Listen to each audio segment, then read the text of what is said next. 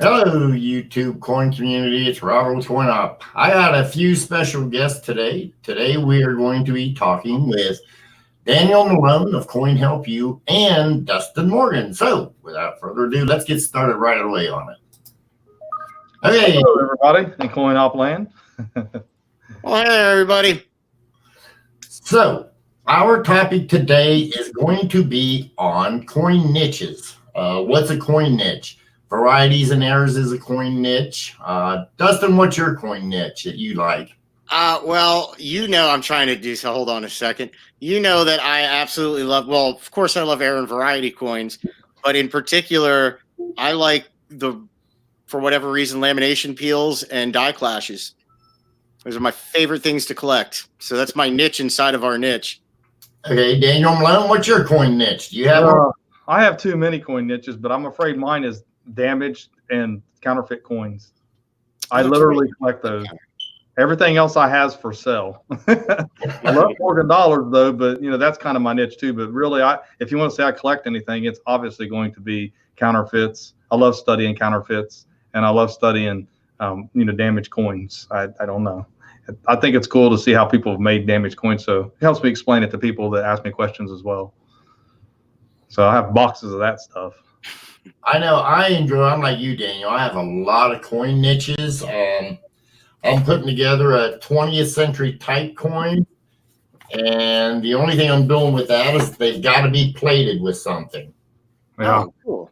So, well, if anybody doubts me though, this comes from Canada. This was purchased on Amazon for $30, all of these. And they're all fake, seeded dollars. So I don't buy them. If I tell someone their coin's fake, I'll let them take them. I don't want them to think I'm trying to, but they're not bad fakes. okay. No, that's actually that would fool most people. Yes, it would, because it's worn, and they did that on purpose. We all know why they do that. It's worn and appears to be aged. Yes. So yeah, that would fool a lot of people. Card them up at a flea market. I keep them off the market. I don't know. One of these days, I might have to just take them to the melting pot, get rid of them. But there's just too many of them. I'm not going to help the cause much doing that. But yeah, there's a lot of them in here. I get stuff like that. Everybody wants me to use them in the videos to help people out with them. So that's going to be another video. Let me take them real quick. I'd like to welcome. I seen Jackie Morgan is in there. Dustin, Yeah, my wife is in there. I see Joe Durbin in there. Chris Cheeseman, Robert Savage. Yeah, I see Robert Flordelina. Yes. I see a lot of people. Joe. The whole idea about this is a coin niche. It's just something you may not necessarily make a lot of money off of it. But it's just something that you enjoy, that you like to collect, that you just want to study, as Daniel just said. Go ahead, Dustin. I'm looking at some of the comments, and I see James Clark put on there that his niches are ancients and various currencies. But you guys also know that I love ancients. Daniel said that he likes to buy up like junk coins, or not buy them up, but you like the junk coins, damaged coins. I used to on eBay buy junk lots of coins, and in them every now and then I would get some decent ancients. And this is one of the Crusader coins I got out of one of those. I don't know if we can see it on there. It's a little. This is from 1256 AD, but it's a Crusader coin. Somebody had a hole. It was in a junk box, so I bought the whole junk box for like $9, and that was one of the things in there. But I also love my ancient coins. I definitely do. Yeah, I like coins, period. Niche is really, being a coin dealer is my niche. I get to see all kinds of coins. And I don't know, I guess part of the hobby, I feel I got a different part of the hobby for myself. I feel like I'm kind of like a caretaker, maybe a broker of coins, preserving history, filling people's collections. I mean, that's fun. That's what keeps me going. I'm still here. I've been here since 7-something this morning. You're still at your shop? Yeah. Yeah. I'm still at my shop. 7 days a week you're at the store. Yeah, I'm like, I could sleep here. My wife's like, well, you got your second home over there. I know what you're doing. So, get home when you get home. She's very supportive. I have to say that. One of my other niches is I like to take and collect the buffalo, well, the wooden nickels, but this one's just a little bit different of a wooden nickel. I found in various sizes and conditions. There you go. There's a good wooden nickel, Dustin. Is one of your buffalo wooden nickels. Yep. Yeah. So there are niches that you don't want to get involved in. I don't know how much I'm allowed to talk on your channel, but I've kind of based out names myself. But there are some chachi stuff you don't want to get into the habit of buying from certain companies. And for most of you know, if you watch my videos on my channel, you know exactly what companies I'm talking about because I don't hold back anything. They do what they do. But I got a few things here that we were looking at earlier. You know, they might look kind of cool, but the price on them is so bad that you get in the habit of buying these all the time, you're really doing a loss to yourself. But I guess it's better than going to the movies and not getting nothing in return. See, you know, like with those kind of tokens, there's next to no resale value in them. I mean, you only get a couple bucks out of them max. Coin shops will only pay, what, quarter, 50 cents a piece, maybe $1 on them, unless they're made out of precious metal. But if you enjoy that stuff, by all means, collect it. I just would never recommend buying those directly from the companies that produce them, is you will never, ever. It's like buying a brand new car. As soon as it leaves the factory, values just plummet. Yeah, you know, and Just take that there coin, Daniel. I'd love to have that Mayan coin. Yeah, that's a beautiful coin. that's the whole thing. That's what someone pointed out to me one time. I'm doing my videos, you know, and they're saying I'm talking about how it's overpaying for stuff and all that. And they're like, well, at least I've got something. Yeah. Like you go out and buy you a 12-pack, or you go out and you eat, or you do something you don't even need to do. You throw that money away, you don't have nothing. So I get that part of it. But the problem with me is that people who don't know any better are buying this thinking that it's some great return in the future. It's going to be worth money. That's where I have a problem with it. I don't have a problem with you want to buy this all day long and show me your collection. I'll look at it. I love them. Here's another one. I mean, they're nice and you know, I took and I was overpriced art. me and Dustin was talking, you know, that's like a niche, you know. I promise you, I will never, I mean, first off, I don't have a lot into this, but I don't expect the dealer to ever give me anything for this. I'm having fun. I'm enjoying it. And one thing I learned in my niche of varieties and heirs, but mainly varieties, is I enjoy the hunt. Well, this book, notice there's empty spots. Now, Daniel, if you got any to fill these up, I'd be happy to get them from you. You know, I probably do. I could probably complete your collection. I'd love to get them, bring them to me. But my point is, I don't expect to ever make no money off of it. If I'm going to make money, you know, I'm just having fun in the hobby. So I sort of agree with what Dustin said. And I seen, what was that? Kenneth Bassinger from ANA. I can't remember his name. I apologize if I just hashed your name. But he was talking, you know, like even the colored coins and things of that, you know, just have the understanding you're not getting your money back. No, not at all. You're probably gonna overpay for it. And serious collectors like you, Daniel, as a dealer, myself, and even Dustin, when he buys coins, I know he buys good stuff. You know, we're not gonna pay what you pay them, but if you're having a good time with them, you know, and if you enjoy it, it's a hobby. I guarantee how, you know, with my varieties, I'm okay with. But, you know, like you just said, Daniel, you're not going to get no return from going out to get something to eat. When I was young, my hobby was building model cars. I never got a penny back from them. No. Yeah, I totally agree with that. That's what I'm saying. That's like, well, people will take me wrong in my videos because I don't have anything against someone collecting whatever they want to collect. You can collect rubber bands if you want to. It doesn't make any difference to me. But when you think those rubber bands are a great return and you leave them to your family and your family thinks there's receipts in it, I mean, I've had them crying, literally crying in my shop that they realized that their dad or their grandpa that they think of as a lot, you know, thought a lot of, overpaid for this stuff and thought he was really leaving them something and left tens of thousands of dollars on the table when he did it. But that's where people like you, Daniel, and CoinHELP tries to educate people. Right. You know, I mean, they're just some things that you don't want to buy. I mean, it's fun to buy, but you can get it cheaper to where you're not taking such a hit. Like right now, if you bought gold, you know, before the last Sharonville show, if you bought gold, you're in it good right now. Mm-hmm. You know, and Gold's been going up every day. A little bit, sell 10, 20% of it, and then have less than what you got. I mean, that's what I recommend. Play it smart. Be a day trader with it. You know, if you want to actually do it for an investment purpose, you got to buy it right, though. That's the thing. So you know, with niches, coin niches, are there any niches that kind of you don't understand with the coin world? Like for me, I was telling Robert about this before. I don't understand the people who collect poor one graded, slab graded coins, and they'll pay ridiculous amounts of money and go into bidding wars for a poor one graded coin. I mean, they'll pay more than what an XF40 or something would sell for.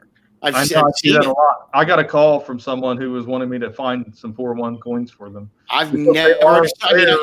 I know they have fun with it, and it's a whole thing. There's even a registry for it. Yeah. I just never understood that. I don't want 4-1 graded coins. I don't know. I guess I can understand any of it myself in a way. Trying to think of something that I don't understand. I know there's 2 poor pieces right now that are the collectible ones. So get with me after the show, and might be able to hook up the buyer with the seller. Yeah, I mean, I guess with me, I think that if you want to collect it and you like it, then you should, as long as you know where you stand. At the end of the day, you have to know where you stand, and you also have to realize that you are leaving this to somebody. If you don't sell it before you go, you're leaving it to somebody. And who is that person? Or who are those people? You know, are they going to benefit from it, or are they going to have a headache from it? There's a good comment on in the chat right now that I think is a good one. I don't know if I'm going to pronounce this right, but Kwanya Allen has a comment saying, I was going to comment. Go ahead, Justin. Collecting coins is great. It helps with depression and anxiety. So I really love the hunt also. That is true. It is great hobby. It definitely changed my life back many, many years ago. I was a heavy drinker, was always in the bars. I started coin searching. That helped keep me out of the bars. It gave me something to do in a hobby.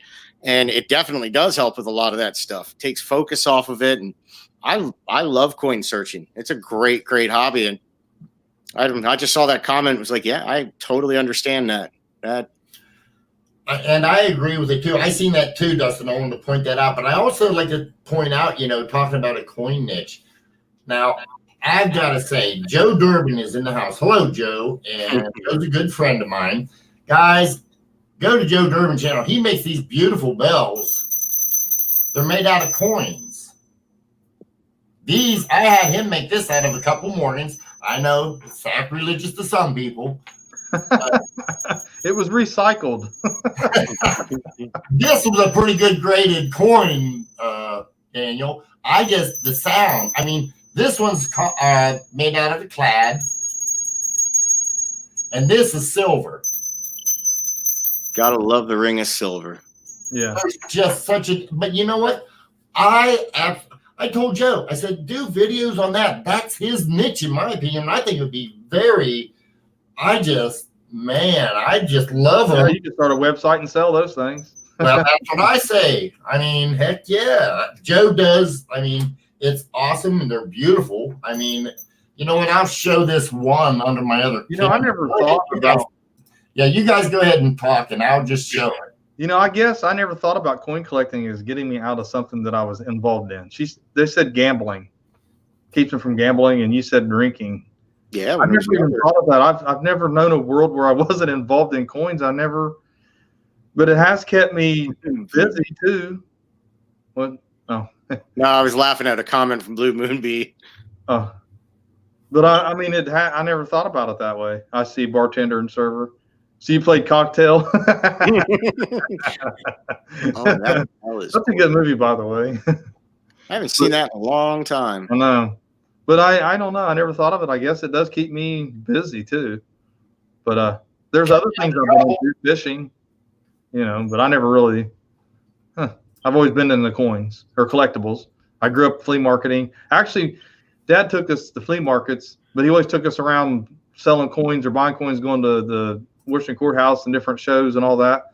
And never really got into it myself with him too much. But he would seine minnows with us and would sell them at the bait shops and get ice cream money. And I thought that was the biggest world. here I am 11 years old and I make $2.60 to go get an ice cream and still have change. And it was fun.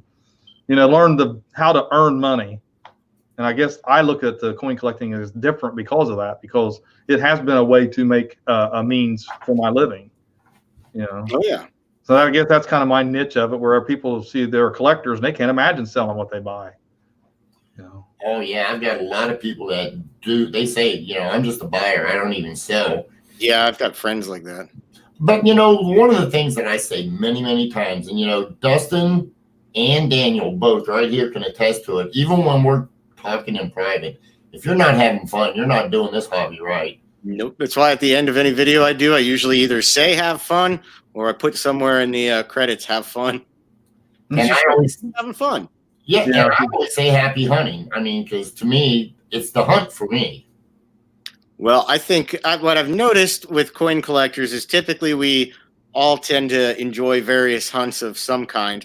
Like I know Daniel does the same, Robert does the same. I love flea markets. I buy storage units. I love hunting. Me and my wife fossil hunt, gem hunt, gold prospect, silver hunt. I mean, we're always looking for something. You know what's funny, Dustin? You're doing the fossil life thing there. You were for a little while. And do you know what got me started on eBay, period? Fossils? That going right. First thing I ever sold on eBay was a fossil matrix with little brachiopods in it. Oh, that's pretty cool. I had some coins and things, but I thought, well, I don't know about selling coins online because I was different kind of thinking. And I thought, well, I'll just throw up a rock with some fossils and see what happens. I got to look at some of the fossils selling on there, and this is back, what, 98, 99 or something like that. Oh, yeah. And put it up there, and it sold for $10. I thought, man, I made a couple of dollars on something I found out in the woods or, whatever. Isn't that cool? So then I'm like, Dad, I said, stuff's selling on this. You should check all this out. So I was showing Dad, and next thing you know, we start getting our coins out, start listing them, and I'm like, here I am.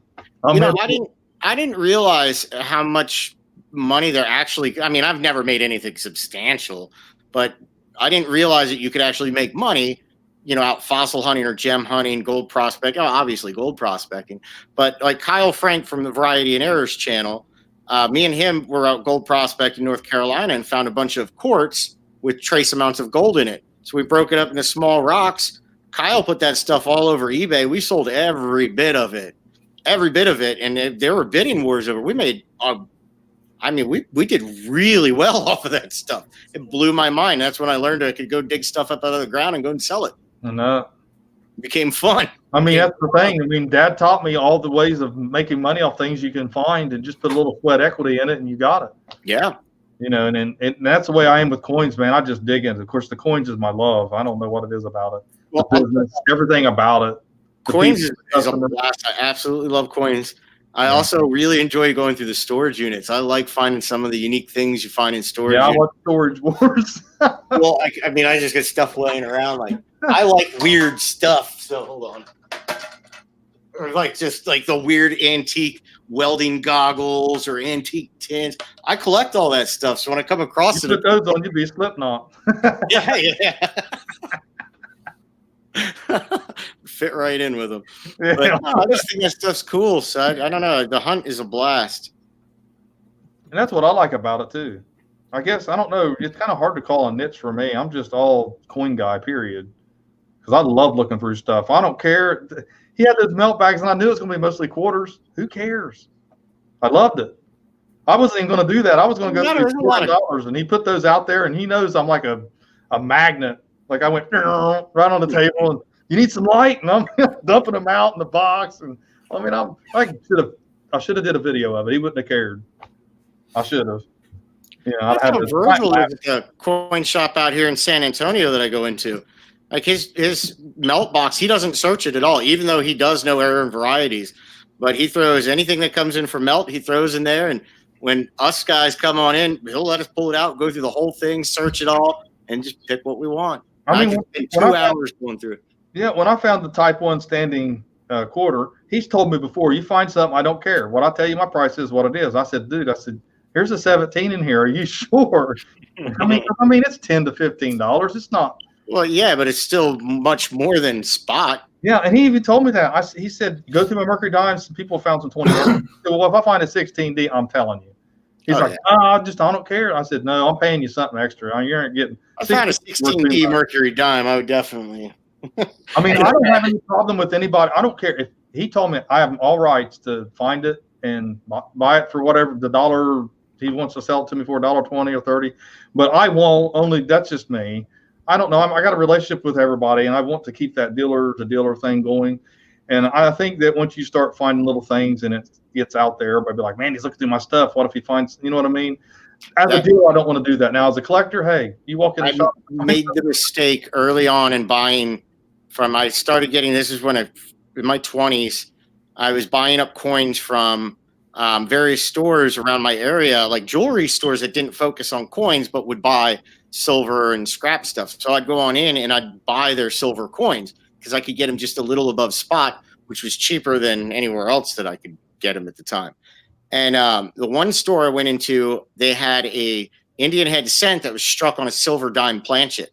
Oh. I got it for spot, just a little bit above spot. Sent that puppy in. And I ended up selling it for a nice, healthy profit. And I made the mistake of one day in there going through it all and saying, yeah, I pulled a coin out of here that I made blah, blah, blah off of. And that was it. I was never allowed to buy from them again. Yeah. And that's what I was real quick. Don't tell me. That's what I was afraid of. And see, I don't mind. Like, I'm not saying ethically it's wrong. If someone sells you something, they say, this is what I want for it, and you buy it, and it ends up being something great. You know, I'm not saying you're doing anything wrong like that. Find a 16D. I know a lot of people found some good coins in junk bins. But me personally, I'm going to tell him. I'm going to try to pay him more for it. If he still says no, then that's fine, you know. I pulled an 1877 Indian head cent out of a bargain bin junk coin basket. It was low grade. It was a solid G4. I sold it to Jim Dimmick Coins in Fayetteville, North Carolina. I pulled it out of the bargain bin basket at Cumberland County Coin Exchange in Fayetteville, North Carolina. I even let the owner know after I sold it what I pulled out, and he said, I missed it. Yeah, that's what I'm saying. It's like me if I send off rolls to somebody that they bought off me, whatever, and they find something, well, you can tell me. I don't care. It's not going to make me upset, and I'll be glad if you do find something. I hate that I missed something, but it's not going to bother me any. But I guess with me, I'm not saying it's the moral high ground. I'm just saying that I think that it could cause, you know, potential. Yeah. You know, I'm not saying that because there'll be other dealers that might hear about it. I don't want you going through my stuff. You're going to try to cherry pick mine. You know what I mean? I don't know. See, I just cherry picked a 21 Mercury dime out of scrap silver. But I get to bring it home, sell it for the dealer. But me and the dealer's got an agreement. I'll sell it, and we'll split the profit. Yeah. I mean, that's so. I mean, I understand what you're saying, Daniel, but like what Dustin was saying, I made the mistake of telling a dealer one time. That's a no-no. So anymore, I have dealers. They tell if they ever ask me, "What are you doing?" I'm a cherry picker. I'm a variety specialist. I look for varieties that you guys miss. And some ask me not to sit down. It's like, that's fine. Others say, hey, go ahead. I've owned it. If I didn't see it and you find it, it's yours.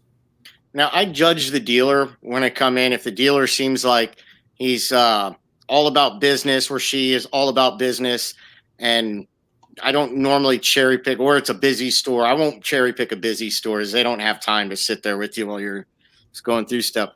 But if a dealer seems really laid back, just really cool, I flat out tell them, yeah, I'm a cherry picker. I look for missed varieties or something that strikes my eye. But typically when I go into a coin shop, I don't even let them know I'm a cherry picker. I just ask to see, like, I want to take a look at those, and I'll pull out my loop. If they ask what I'm doing, I say I'm just verifying grade for myself. I don't let them know I'm looking for varieties. I just... Yeah, I know some people are they're a little offish by it. You know, I get that. He's not. At the same time, though, if I go into a coin shop and I have them get stuff out of the case, if I don't find any varieties or anything that I want, I still will go and at least get some kind of coin from them. So I make it worth their time, because I just wasted a whole bunch of their time. So I definitely will still buy something from them and make sure I do that at least. Yeah, I always try to do that too, especially dealers that I buy from. I try to buy from a lot of the dealers at the shows. I know me and Robert walk around all the time. We're always buying stuff from, I hardly set up at my table anymore. I put coins there, but then I take off. Yeah, I've had the pleasure of being at plenty of shows with Robert. I've been to shows with you too, but I've seen Robert at the one show in Seattle, or in Bellingham, we were at. Oh man, he was cherry picking all these varieties. Those people out there, though, they didn't care about varieties. Some of them even had them properly attributed, and were still selling. Like I was buying, what was it, 36D over S Buffalo nickel, or 38D over S Buffalo nickels for like $3 and $4 a piece that were properly attributed. Like everything. Yeah, you did a video on that. Yeah, but Yeah, Robert was pulling out these like uncirculated $8 varieties that were worth some really decent money. I still got a few of those. And I also picked up, I think I bought 9 or 10 from this one guy, 38S RPM number 1 or 2s. Yeah. And I was buying them for cheaper than you could buy a red BU38S for. I was like, yeah, I'll take them all. I had never been to a show like that because it was stamp based. They were more focused on stamps there than they were coins. Now, the next year I went out there and it was almost all coins. It wasn't as much stamps. But when Robert and I were out there, it was like almost all stamps, and nobody really cared about the coins as much. So we were getting great deals all over the place. Yeah, we're not ignoring anybody in the chat. I see you there, Cheryl. Yeah, I keep switching over to the chat. Oh, Cheryl's in here. Hi, Cheryl. Yeah, and there was something else. Oh, Mississippi coin shops. The best thing to do would be to go to coinzip.com and look up coin dealer. Might be able to find you a coin dealer there in the Mississippi area. Bigfoot Silver Hide and Seeker, welcome. I know I saw you in here. I want to say hi to you. You always come in our chats. Appreciate it. And there's a lot of people in the Ohio, Michigan, Pennsylvania. Why is there a lot of people that collect in that area? That was a question. We're in the heartland. Well, I mean, I was in Pennsylvania until a little over a year ago, and then I moved down here to Texas. But that's where the first and the oldest mint in the United States was around the Philadelphia area. So it just migrated out from there. That would just be my uneducated guess as to why there's more collectors in the Ohio, Pennsylvania, Michigan. I don't know. I think because there's less to do around here because we have so many cold months. Okay, let's get some rolls of coins. You bring up niches. Like, let's go to the beach. Heck, I have found that depending on the area that you're at, the coin shops per area focus more on particular niches. Like in North Carolina, very few of the coin shops focused on error and variety coins whatsoever. You're like pulling teeth to find a double die in a case. And only a couple dealers in any of the stores where I was at North Carolina would have that stuff. But Indian head cents and things like that were super popular. So you were able to get full retail value for them if you were selling them. But at the same time, when I go up to Pennsylvania and visit, and this is years ago, I was able to buy uncirculated Indian head cents, like not uncirculated, AU and XF example Indian head cents for about $1 a piece. So I would load up on them, bring them down there, and I was selling them for $5-6 a piece to the dealers who were selling them at just a little bit more. But it was weird. I've noticed just depending on where you're at, that there's a niche for each particular type of coin too. Yeah. Yeah. It is kind of a regional thing. I wonder if that's going to continue whenever you start thinking about how online is becoming so popular. I've seen it change already. I mean, that used to be like that in PA with the Indian. It says not anymore because now all the coin dealers, if they have an overstock of something, just go put their overstock on eBay or in a coin group, they sell it. I mean, you've got worldwide access at the tip of your fingers. Why not? You don't need to sit on stock for long periods of time anymore if you don't want to. Yeah. So, and you know, something else, I guess I'm kind of sitting there fishing around with an idea that the coin YouTube channels are actually a niche in and of themselves. They are. Because this is a niche we're involved in that I'm new to it myself, but it is really, I think it's helping the hobby. I think it's getting the excitement going. You've got channels like Silver Seeker. I sit and watch him. He's hilarious. He's a nice guy. He laughs and he's personable. He's got explosions going on, and it's like a game show, man. I love it. No whammies, no whammies. I love it. You know, when I first started CoinOp, I think it was Blue Ridge and who's the other one? JD's. Yeah, is it JD's variety. JD's coin. JD Coin and Blue Ridge and myself, I think, were the only coin channels And then Justin popped up, Couch Collectibles, and Kyle started Variety and Errors, and slowly more channels popped up. But I watched it just go from being just plain videos to what it is now, and I can't even keep like Silver Seeker. I don't even know how to do half of the stuff he's doing with his videos. Oh, I know. That's the thing about that is, and that's another thing that a lot of people think, oh man, you got to buying boxes of silver and all this, or buying boxes of halves. But you know what? Just like anything else, if you know what you're doing, and you're not being told you're going to get something special, there's nothing wrong with it. I think it's a great thing. Matter of fact, that's been a video I've been wanting to do that's been done, because I think that anything that brings people into the hobby, as long as it's realistic and it's not trying to rip people off or fool them into something it's not, is a good thing for the hobby. You know, I mean, you could go to the casino and gamble all you want. Why not? If you want to buy a box of halves and let them open them up and they find something, you get it. Why not? I told Dustin we had a T-shirt made up. Coin collecting, the only hobby where you can go broke and still have money left over. That is true. Absolutely true. Yeah, I try to support all the channels that I know that are trying to do something decent, have good content. I don't really, I may not want to sit and watch them go through rolls of coins. That's not my thing, but I'll sit in there for a little while. I'll comment. I'll like it. You know, if I think that that's something that's bringing more people into the hobby, I want to do that. Oh, yeah. I really don't care if it's something I don't personally like. It doesn't matter. I mean, if we all like everything, it'd be pretty boring. I like going over and checking out various videos from people. Every now and then I go over, watch some of the $50 stuff. I don't know. I've always liked those boys. I'll watch some of yours, Daniel, of course, and watch CoinHop videos. I'll watch Kyle's videos, Justin's. There's a bunch of people whose videos I like to go watch. Yeah, and I like to see. I think I'm more like Blue Ridge than a lot of other channels. His videos are a little bit longer. I'm a little bit shorter on my videos, but that's because of my time constraints. You know, I got to do the video in the morning and get it out there pretty quick. You know, but similar. You're at your shop all day long. I mean, I've tried doing it before. It's really hard to make a video when you have customers coming up to the counter and stuff to do and orders to process, and that's one of the things for me. I don't open up until 10 now. I get here at 7. That gives me some time. That's what we do. I think we were open 10 till 6. Yeah, I'm 5, but I'm here till 6 or 7. Turning right into a banker there, aren't you? I'm telling you. Well, you want to have bankers out. You don't want to be in a coin shop after dark. Well, that's one thing that I think about. You know, I mean, but I do carry, so yeah, of course. But I don't know if they made a song 10 to 6, but 9 to 5. I know. So with niches, guys, what are the common ones that you guys see? I mean, you have a coin shop. I've had a shop. Robert's been in the business for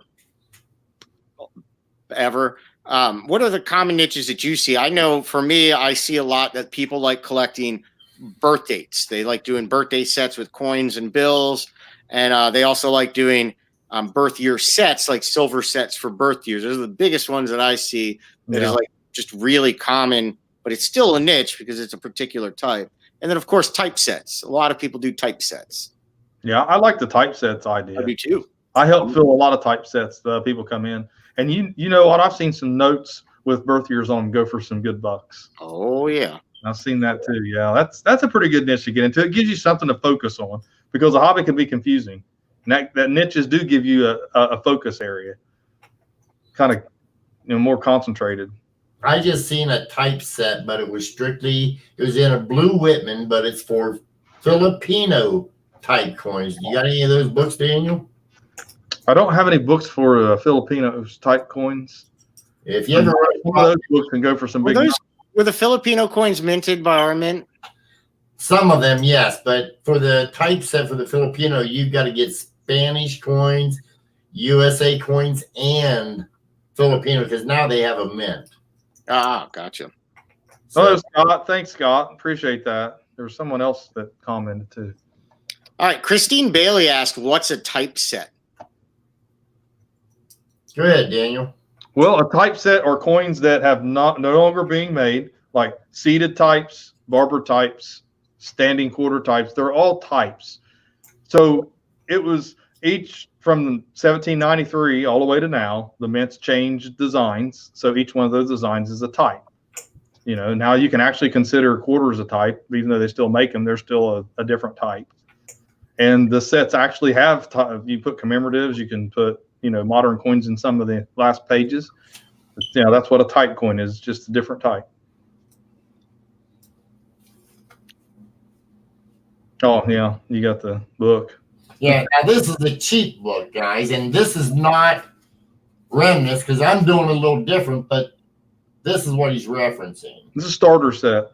Yeah. Basically a starter set. What it is each of the different variety of the design that they made, you're going to collect one of each of them. And you're going to probably start off with average grades, but over time, people who collect type sets will slowly upgrade the coins in their sets until they have the finest examples that they can find in their set. And that's part of what you want to go for on type sets, in my opinion. But I've seen some pretty high-end sets. I've appraised them, man. I'm talking some of that stuff can get real expensive, especially to get the large cent and some of the seeded stuff and the dollars. Especially, the large cents. Oh, man. Yeah, some of those can get... I mean, the 93 in itself, you're going to pay some big bucks for it. Well, I mean, a poor one example of the 93 is what, $1,100? At least. $1,200. If you got the chain reverse and nothing else on the front, it still goes for. That's a poor one. If you can make out the chain on it, they mark that as a poor one. That's all you need. That's all you can see is the chain, and that's $1,200 or somewhere around there. So I guess the biggest controversial niches, or two niches that conflict, is collecting graded coins versus ungraded coins, raw coins. I see a lot of people saying, why do you want to put your coins in a case? Yep, I hear that. It's why do you want to put coins in a case? And then the other side to it is, well, if I have really nice coins, why would I want them exposed to the elements and possibly get damaged? Yeah. But both of them make sense. I prefer being able to handle my coins personally, but that's because I like to look at them and play with them. If it's something for me personally that's higher end, worth $100 or above, I'll send that off and get it graded because I don't collect coins to keep them. There's very few coins that I permanently keep. Typically, if somebody gifts me a coin, I'll permanently keep that. If there's something that I really like my 1873 Double Liberty Indian head cents, there's 3 examples, I won't get rid of those. I love them. Certain things I keep, but everything else, eventually I'm going to sell or upgrade. So if it's worth $100 or more, I like to get it graded, so eventually I'm going to sell it. I mean, you know what's the funny thing about me? I handle so many raw coins, and I love having a roll of Morgan dollars or piece dollars in my hands and counting them.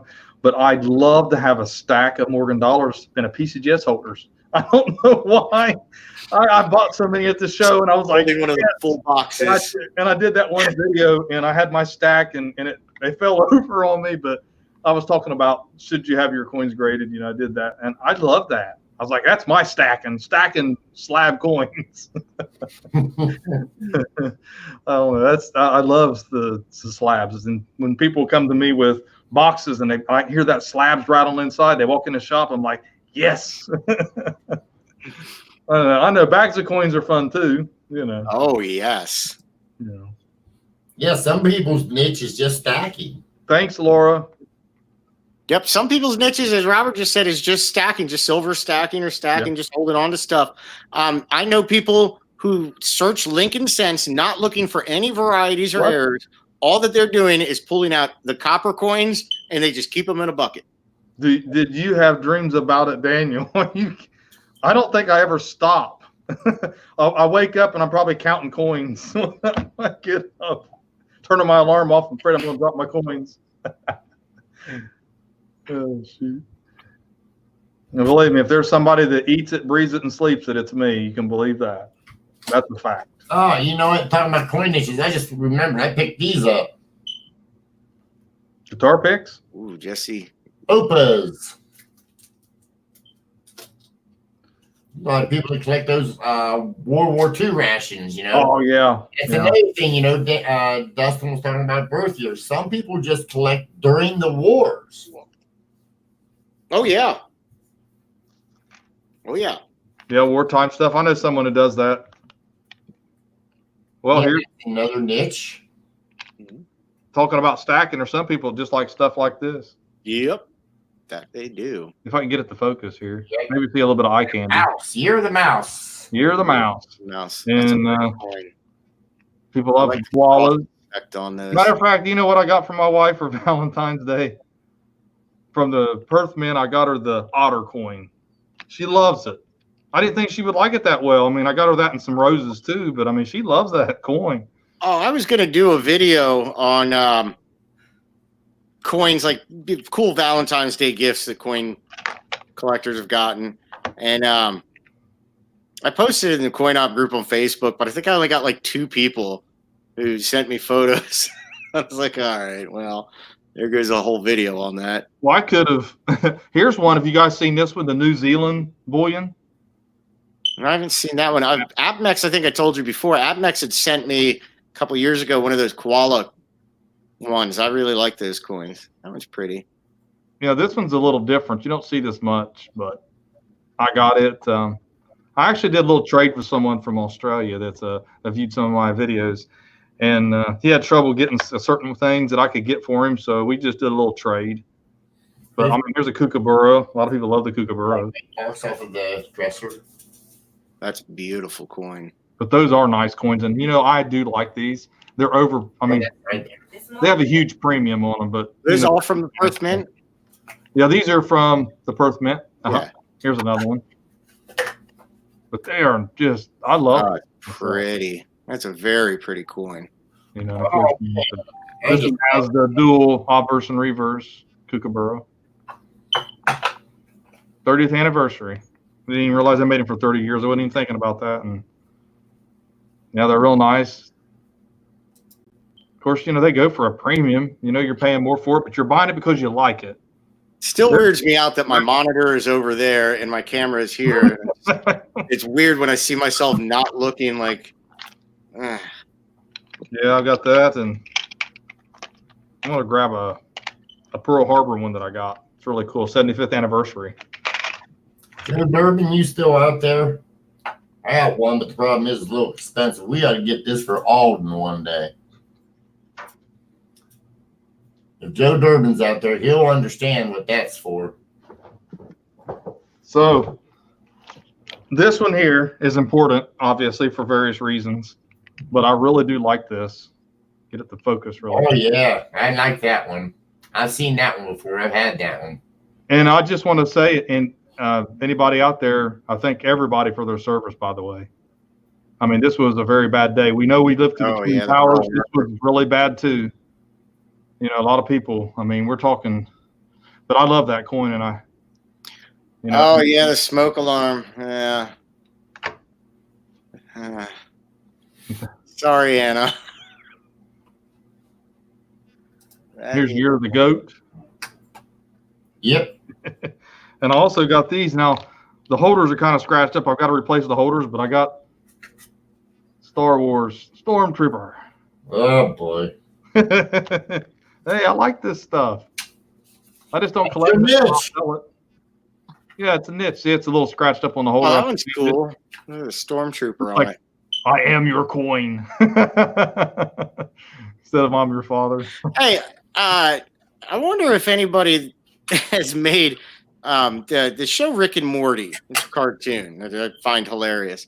There's this part where the character Jerry shows his collectible Star Wars coins. I wonder if anybody's ever made any of the Star Wars coins from Rick and Morty. Because if they did, I want a set of those. I've never heard. I don't know. And this was one we were showing earlier. I don't think anybody saw this one. Now, it's not a coin. It's a medal from the American Mint. But, you know, it is artwork. I mean, as far as they made a bunch of them, but. Oh, that's beautiful. Oh, yeah, somebody made this. This come from an original Galvano, you know, so. There's a Galvino, however you say that, French word for the sculpture. Of course, now they do lasers and they do different things with them, I'm sure. But hey, what was the grade on that Morgan you had there, Robert? Is just about a 62 proof like. Yeah, it looked very proof like. Yeah. Trying to show some of these, but I don't think with the screen the way we got it. Troy Sonny, you are absolutely correct on that. Distinguishing between a 66 plus and a 67 is literally one person's opinion. It's very hard to distinguish between those two. You need to be a professional coin grader for that. Now, Robert, I have something here that I've been meaning to bring to the coin show for 3 years. And I keep 3 years? You're finally going to get to see it. Uh-oh. And I know it's funny because it's what you've got up there is very similar to this. Oh, that's cool. It's from Cincinnati. Ah, okay. It's the Cincinnati Northwest Territory Yeah. celebration from 1938, and it's a wooden nickel. And I was going to gift you this. I forgot to bring you your. I know. I was going to give you this because it's from your area and it's kind of cool. I mean, I've had it for a while. Well, I collect those. ECP, how you doing? Hey, ECP. Hello, East We're Coast. from the same territory around here. He's a little further east than me. He does ECP. I'm gonna tell you guys, if you check out his channel, he really supports local coin dealers. He goes into the shops, he takes their cards, he gives them credit. I mean, the whole 9 yards. He definitely supports the community here. You go over and you can sub his channel. He does little lives and little reveals and things like that, and sends off graded coins. I do highly recommend him. I know him personally. He's not such a bad guy when you get to know him. I do want to let everyone know out there that July the 16th, 17th, and 18th, I'm going to be at the Cincinnati Coin Show. Dustin's going to be there. And Daniel, you're coming, Daniel? To the Sharonville? Yes. Yeah. I wouldn't miss it for the world. And so we're going to take and we will be in July. Like I said, this will be, there you go. This is hanging up right beside me, so I got to turn my money in for my table unless we're doing something. Wait, okay. Are we? The 16th. Well, I got this in the mail. It says July 18th through the 19th. Well, that's obviously not the dealer day, but I need to make certain. Is that a typo? It might be a typo. Let me look real quick and I'll tell you. Yeah, I can pull up the one that you sent me, Robert. I already know the one I got. It's the 16th, Daniel. That's a typo. It's Wow. 16, 17, 18. I wonder how many people they sent that to. Good question. I don't know what the mintage was. So, do any of you guys know anybody who collects the intentional errors that have come out of the mint? That's a niche. Like the dime struck on nail, or the nickel on a washer, or any of that stuff. You know that was on accident. No. Couldn't you imagine? Hold on. Who's accident? Here we go. I got my needle nose and I got a little nail. I'm like, what's this, guys? Ooh. They made a bunch of them. There was a bunch of them that got out. Whoever made those had a blast making them, because I've seen probably 10, 11 examples of them. I mean, couldn't you imagine though? Them guys like, hold on, man, watch this. I mean, right by the die. I'm not gonna lie to you. Those dies squeeze with so much pressure. I wouldn't want to be holding a nail in that thing. I mean, has anybody ever got their finger? Oh, it'd be gone. That's 110 pounds of pressure, 110 tons of pressure, something like that. So your finger would be gone. Yeah. That would not be so funny. They wouldn't be a struck through nail. Fingernail. Struck through fingernail. No, you couldn't sell it on eBay. It's a body part. Yeah. You got a new dime fingernail mule error. That wouldn't be funny though, boy. That'd be horrible. I mean, I've been in a factory where someone got their hand caught into mechanics, and it's not pretty. No, it's definitely not. It was bad, and it ruins you for life. I mean, that part of your body. Anyway. Sorry, guys. I got to take a break because I've got to take Daniel since you showed me that. I got to get with Paul to see how many of those are out there. Yeah, because I got this probably I don't know, a month ago maybe.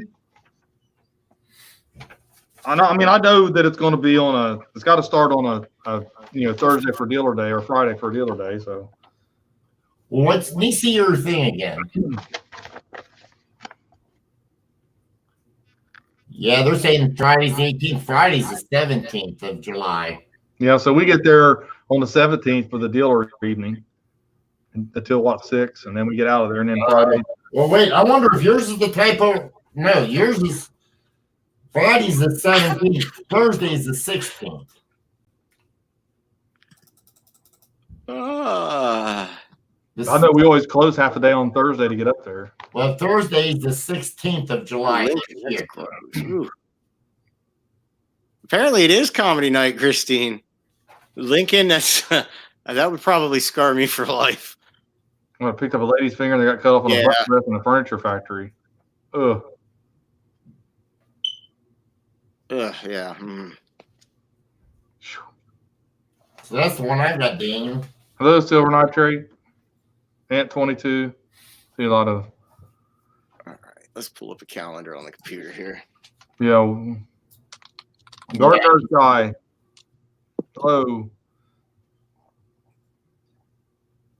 So yeah, I mean, that's actually makes up coin collecting is the niches. Oh yeah. I mean, that's the whole of coin collecting. It's the body parts of coin collecting. Speaking of body parts, body parts. Really trying to do that. July.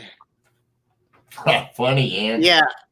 I'm looking at the calendar. July 16th is Thursday. The 17th is Friday. Saturday is the 18th.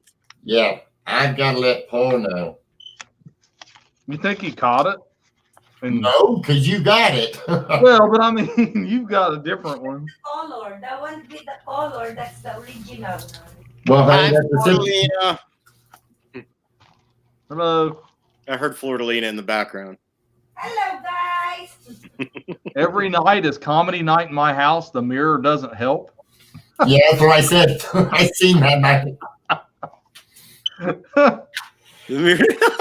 Oh, Silver Strike. What do you guys collect or have silver casino coins, different casino coins? Yeah, I have had casino coins, but I wasn't a collector of them. They came in when I was buying collections before, and I've just sold them off. I do know there are some very collectible casino coins. Yeah, there are some. I've had some. The Aladdin is one of them. Gregory Arbuckle, I saw you earlier. I wanted to say hi to you, and I hope you are there at the coin show. Silver nitrate. Coins. Or silver gambling coins. I thought I had it there, but it was America in space. Well, when you say it out loud, you shouldn't have you really have a YouTube name. When you say it out loud, it doesn't. Well, I did say it out loud when I went to address. I did too, almost. I wasn't thinking. Reverse of Memorial Lincoln set is worth anything. It doesn't need to have a 90 to 100. Well, the rotated reverses on Lincoln cents, you'll find them up to about 15 degrees, and it's pretty common. But if you find one that's 90, 180 degrees, you might have a little bit of value there. But just keep in mind that Lincoln cents, they mint billions upon billions of them. So there's lots of little errors like that out there. So they don't pull any kind of substantial money, if that helps. It pulls small value. Yeah, actually, the idea of how many there are out there and how many you could actually go through in your lifetime is nothing. Literally you'll never see even 1 year of miniatures of Lincoln cents in your lifetime. I mean, there's only so many minutes in a day, only so many coins you can see in a day. I mean, people don't realize that, and there may be one-of-a-kinds out there that are just nothing because no one wants them. Every week, they're producing more coins than one person can look at in a lifetime. Right. And that's it's a perception thing. Once you start realizing that, you're like, man, I know I'm going to find some odd stuff, but it's going to have to be something everybody wants. It takes me probably a year to look through what one machine mints in a day. And that's my average. And I average, Daniel, I probably average more than you. I probably look through I was telling somebody the other day, I probably look through 5,000 to 15,000 coins every week? Because I'm always searching different dealers. I don't have a count because I have to count every coin that comes in this shop. So I'm not really searching them, but I'm counting. So and that includes wheat cents. So I don't know. I mean, we're probably pretty close, but I'm not looking that close. Well, I'm talking about the coins that I search because, like today, I took and I looked through 2 bags. I mean, now when I say 2 bags, they weren't full bags. You know, these were like a partial bags that was mixed with dimes, quarters, and halves, and then another one that had dollars, halves, dimes, quarters. Well, the bags of Lincoln cents that came in today, I probably went through 2,000 or 3,000. Okay. But I didn't look for errors. Right. But I mean, there's some days I probably beat you, but I mean, that would be quarters and dimes because I got to count them. I mean, right. I got a counting machine, but it keeps getting. I need to get a new one. It keeps getting jammed up. Well, I could almost bet you Eric probably still has the same problem with that counting machine. That thing is old that we had. But no, with the wheat pennies, when I had to shop with Eric, I mean, he still has it, but when I was there, we got so many wheat pennies in there, we didn't have time to go through them. We didn't search the wheat pennies at all. We didn't have to weigh some of them. The only thing that I did is I would take a magnet across them and pull out all the steel cents and throw them in a separate bucket. That was it. Otherwise, we didn't have time. You don't have it. You don't. You know, and then we also bought gold and silver directly from the public. So, and we were the only store in the city. Everybody else is out of the city, and the people in the city there don't like to go out of the city, so they would all come to us. So, yeah, we didn't have time for that at all. Yeah, because I mean, you got one customer after another. No sooner you get done with one, or you got some waiting. I have that problem. As soon as I'd sit down, somebody would walk in. There was twice I have 2 or 3 people. Yeah. Well, we'd have lines some points. Yeah. And then I had the phone waiting on 2 customers multiple times today. You know, so yeah, I don't have time either. Like I said, you do beat me as far as going through them. You know, but oh look, those crazy customers keep coming in and distracting you. No, they're not crazy. No, I don't say that. I enjoy most of my. Oh shoot, Jesse Guzman, you've had 11 Discovery Double Dies in 9 months. That is awesome.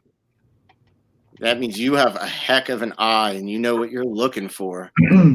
Daniel, somebody asked, how do you check to see if a gold coin is real? Well, for one, there are certain diagnostics to look for on fake gold coins, and NGC has really good guides on. I have books on it, and then I have a Sigma and I can test it and I can weigh it, different things like that.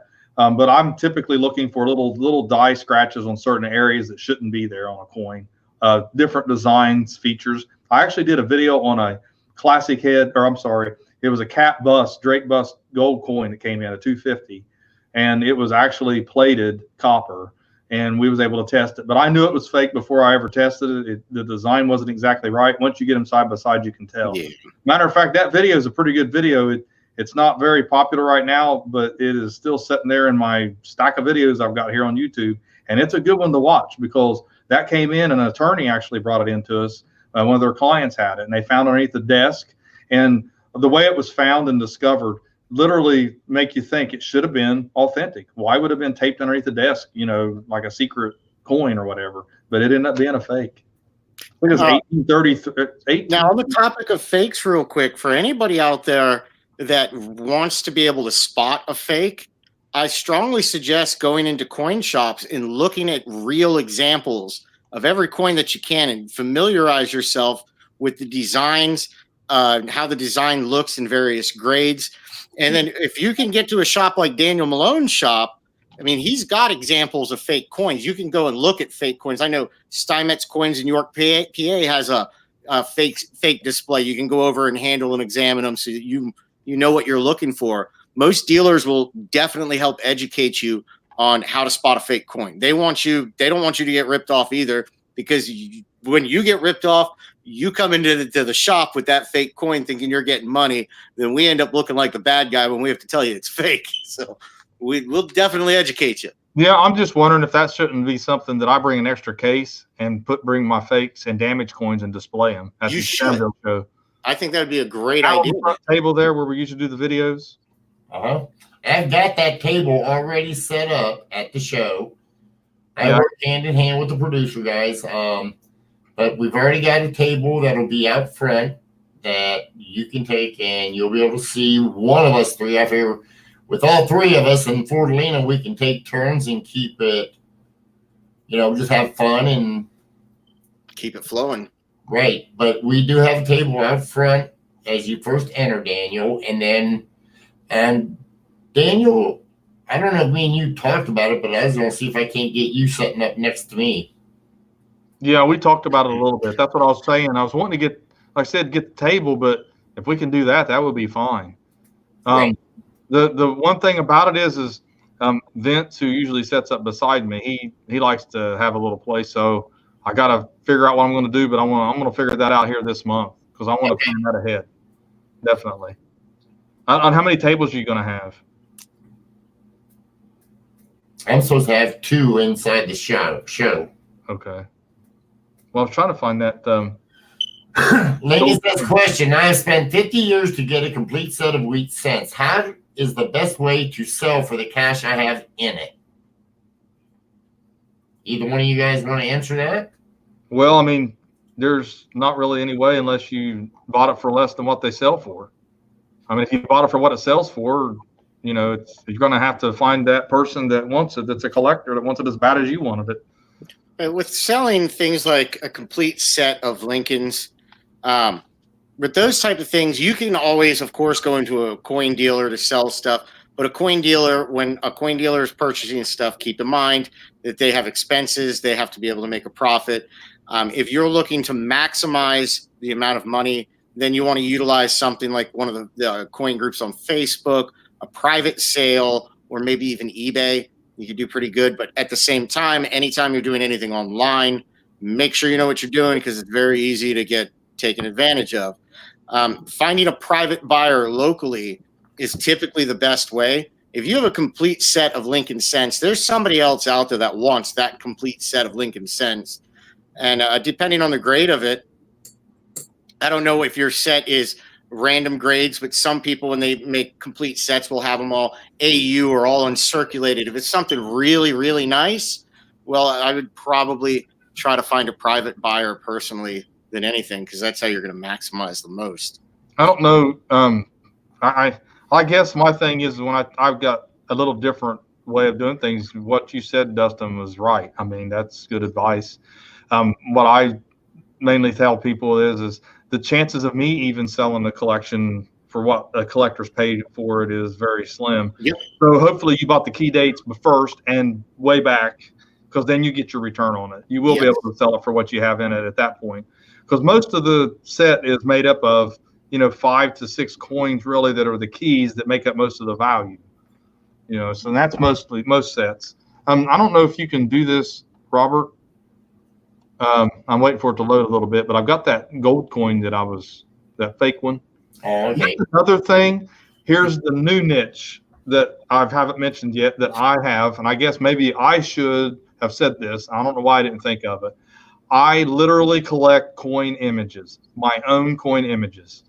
I have hard drives full of images that I've took over the years for the last 20 years when I started doing this online, and I have just pictures of everything. I've got permission from Heritage to use their images, and I got those. I've got them. It's taking the time to load. Can we share it here? See, I don't know how to get you into the main screen, Daniel. Well, it was share screen. Let me see if I can. I know, but I'm trying to move it to where. Let me see here. Used to be that I could take and put you as a main person. Hey, Reza dog. Look, Reza, you're on camera.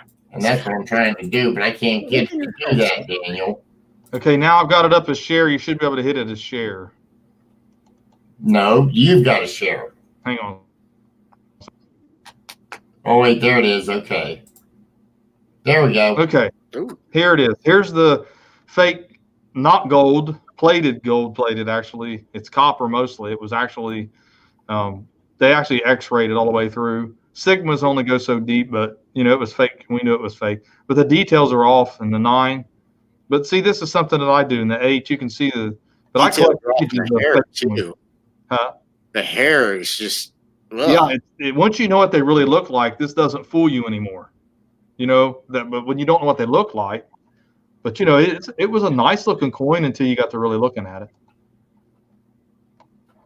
You done? Hey, in the chat, CD Rogers 1945 asked Daniel if the Cherry Picker's Guide is worth getting. Yes. Definitely. One of the best books out there. Cherry Picker's Guide to Coins and Strike It Rich with Pocket Change are the 2 biggest books that I personally recommend. Yeah, and if you can't get the Cherry Picker's Guide, which I know it's real expensive right now, Wexler's Double Die website is a really good site. The main thing about that is there are listings of everything except nickels, but the information on double dies and the minting process, I don't know of any resource that's any better, honestly. No, neither do I. I just don't. I mean, I have the official guide to mint error and variety. Let's see, who was it that wrote that now? I got it right behind me here on my shelf, but he passed away. It's an older book, but it's really good about the minting process. Are you talking about, well, it depends. There's a few of them that just did. Well, Arnie Margolis is one. no. Okay. Yeah, Daniel brought up doubledie.com. You'll hear in, at least I know, CoinOp videos, we talk about doubledie.com a lot, John Wexler's website. That is an amazing, amazing, amazing website to look up double dies. John Wexler is so thorough with his listings. It's unbelievable. And there's a couple great websites. Doubledie.com is the strongest one that I recommend. I also definitely recommend Variety Vista. That's another great one. And also coppercoins.com. They're all 3 great databases to look up, at least Lincoln Cents, but to look up everything, I love John Wexler's website, doubledie.com. Now, on that same note, though, if you want to look up coins that NGC will grade, NGC also has a variety list for coins where they list their double dies and all of that stuff and what they'll grade it as, like their grading numbers. It's nowhere near as thorough as something like doubledie.com, but if you ever want to get an idea of what NGC will grade, well, you can go take a look. So just thought and just to let you know, yes, they're working on a new edition of the Cherry Picker's Guide, and also Strike It Rich with Pocket Change. So the answer is yes to both of those. Did you figure it out, Daniel? I'm working on that. Oh. It's crazy because this is the book. This is the book that Alan Herbert. Oh, that's a good one. Somebody asked where you find Crawford's listings. Yeah, I mean, Alan Herbert's book is a little. Some of the information in there has been updated now, but it's the book that I cut my teeth on learning about this stuff until I discovered Wexler's Double Die and Cherry Pickers. I cut my teeth on Cherry Pickers and Walter Breen. Oh, here's another thing. I've got a book here. This book was written in 1977, and it's called Detecting. This is book 2, Detecting Counterfeit Gold Coins. I'm kind of jumping back to that. So the counterfeits have been around for a very long time. They're not something modern, and these coins, some of them are made out of gold. Mm-hmm. And if you can you can melt down a $20 St. Gaudens, and I think you can make up to 6 $3 gold princes. And those coins go for a lot more of a premium than a St. Gaudens, and you can make bank making those counterfeits. I think 1878, we bought one. It was 80% gold.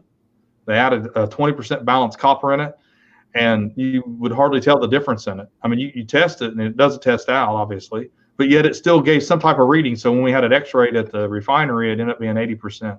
Mm. And once you looked at it, you could tell there's a little off to the surface, but it looked really good. But it had some time. You get free room and board for a little while. Yeah. I know with the gold coins with the St. Gaudens, wasn't there the Omega counterfeiter that they never caught, that he signed all of his fakes with the little microscopic Omega symbol? Yeah, I did a video on that, and I'll tell you something. There's some information out there that could be false or correct. I don't know, but the person that, well, you know, I'm not going to sit there and say this person's 100%, but they knew an awful lot about the minting process. Not have been around it when they were younger, they said. And literally, it started out, the actual dice from the Philadelphia Mint. Okay, this press was supposedly hustled in from Argentina, 160 tons of pressure, and that the original die only lasted through so many coins before it started breaking up, and they made another one. They called in a French engraver, and they made and then what happened is that when you're counterfeiting is a serious crime. But if you alter that in any way, then it's fraud.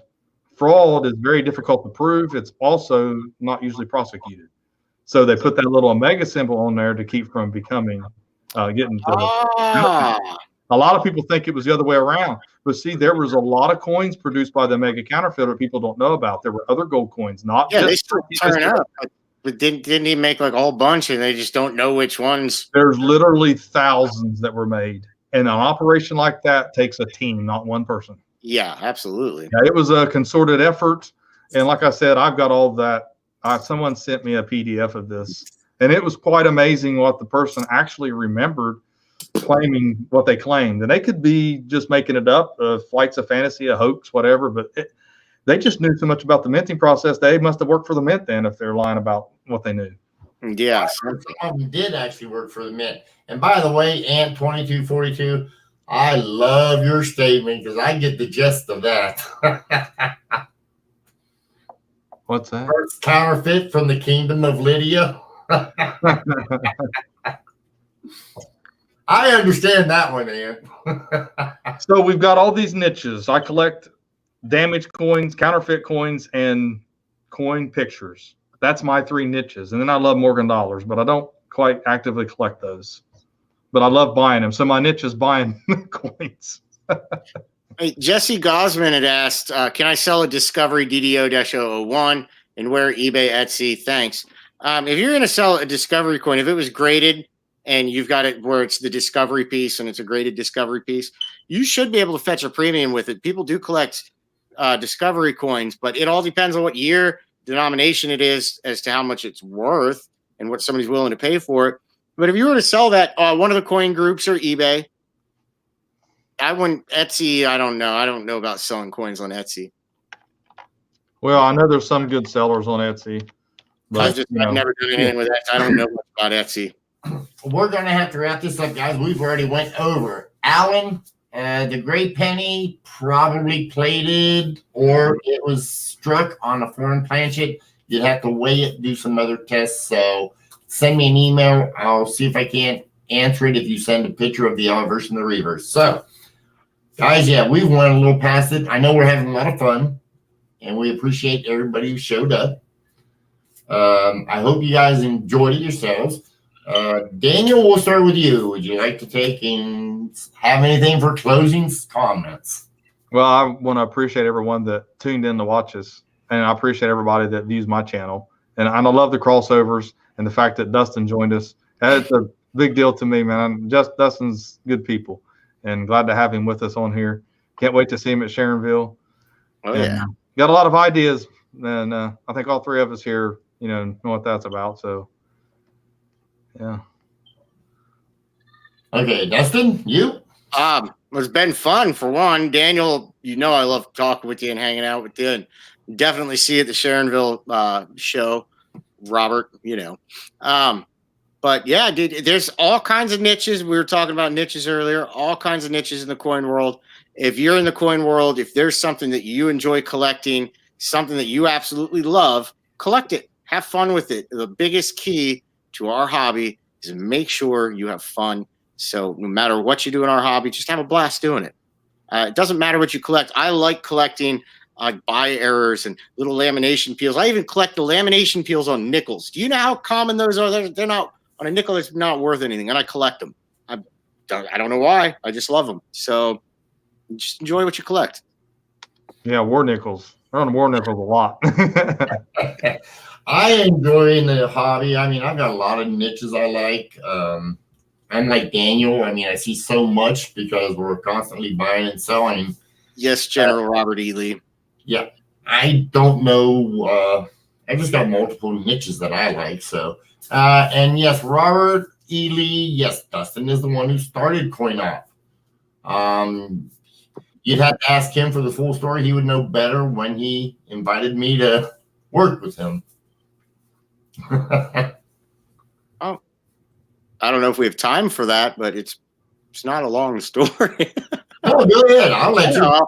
I started CoinOp on recommendation of Kyle Frank, who's a Variety and Errors channel. In Fayetteville, I was giving advice and praising coins for some of the dealers, and Kyle had said, you put things into common terms. Why don't you make videos? So I did, and I never thought anything would ever happen. I never thought people would watch CoinOp, and I started making coin videos. And when it started to, I got about 550 subscribers, I think, is when I approached CoinOp. That's when I realized I needed images, and I didn't have rights to PCGS images, or I didn't have rights to Heritage Coin Auctions or DoubleDie.com. I couldn't use anybody's images yet. So Robert, I knew, was a power seller with coins on eBay, and he kept all photographs that he's ever taken. So I just started asking him for images, and we partnered up and became business partners that way. And the first images I ever used for CoinOp videos were basically Robert Lawson's. And then Heritage Coin Auctions gave me permission to use theirs. Stax Bowers gave me permission. Legend Rare Coin. John Wexler, Ken Potter, a bunch of different people. So it's just taken off from there. And the next thing I knew, it started to trend and grew into what it is now. But yeah, I founded and started CoinOp and hosted most of the original videos. And then passed it on to Robert Lawson when life got too busy for me. Yeah.